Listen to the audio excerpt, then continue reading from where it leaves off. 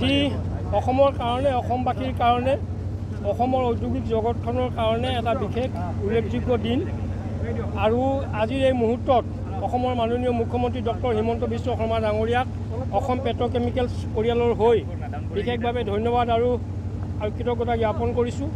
তেখেতৰ নেতৃত্বত অসমৰ ঔদ্যোগিক আৰু বিকাশৰ কাৰণে তেখেতে দিনে নিশাই যি শ্ৰম কৰি আহিছে সেই শ্ৰম আৰু কষ্টৰ আজি এটা উদাহৰণ আমি দাঙি ধৰিব পাৰিছোঁ। আপোনালোক সকলোৱে জানে যোৱা 3 ছেপ্টেম্বৰ তাৰিখে বৈতামাৰীত অসম পেট্ৰকেমিকেলছৰ চতুৰ্থটো যিটো গোট সেই চতুৰ্থ গোটৰ 200 টন দৈনিক উৎপাদনক্ষম ফৰ্মেলিন প্ৰকল্পৰ আমি উৎপাদন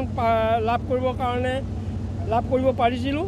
আমি আমাৰ মানে ৰিকুৱাৰ্ড যি কনচেনট্ৰেশ্যন 37% আমি যি ধৰণে আমি পাব লাগে সেই ধৰণে আমি পাইছোঁ। ইতিমধ্যে আমি 75% আমি ইয়াৰ লোড দিব পাৰিছোঁ আৰু খুব 2-3 দিনৰ ভিতৰতে আমি আমাৰ যি 100% উৎপাদন এই উৎপাদন আমি লাভ কৰিব পাৰিম। আজিৰ এই দিনটো আমি বাছি লৈছিলোঁ বিশেষভাৱে এইকাৰণে যে আমি আমাৰ উৎপাদিত সামগ্ৰী আজি আমি আমাৰ চুবুৰীয়া যি ৰাজ্য আছে পশ্চিমবংগৰ শিলিগুৰি আৰু ৰায়গঞ্জলৈ আমি প্ৰেৰণ কৰিছোঁ।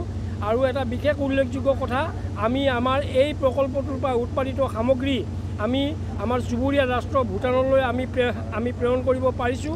আমি ভাবোঁ যে আজি বঙাইগাঁৱত স্থাপন হোৱা এই প্ৰকল্পটোৰ জৰিয়তে এই অঞ্চলত এটা ঔদ্যোগিক বাতাবৰণ লাভ কৰিব, যাৰ জৰিয়তে এই অঞ্চলৰ নিবনুৱা যুৱক যুৱতীসকলে আহি থকা দিনবিলাকত জীয়াই থাকিবৰ কাৰণে সাহস পাব।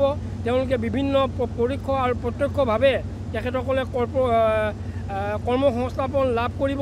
এই আশা বুকুত বান্ধি আমি প্ৰথমটো গোট আমি ইয়াত স্থাপন কৰিছোঁ। আপোনালোকৰ পৰা সহায় সহযোগিতা পালে আহি থকা দিনবিলাকত অসম চৰকাৰে আমাক যি ধৰণে দিক নিৰ্দেশনা দিয়ে সেই দিক নিৰ্দেশনাক সম্বল হিচাপে লৈ আমি এই অঞ্চলত আৰু ঔদ্যোগিক ক্ষেত্ৰখনক আমি প্ৰসাৰ কৰিবৰ কাৰণে আমি যত্ন কৰি যাম।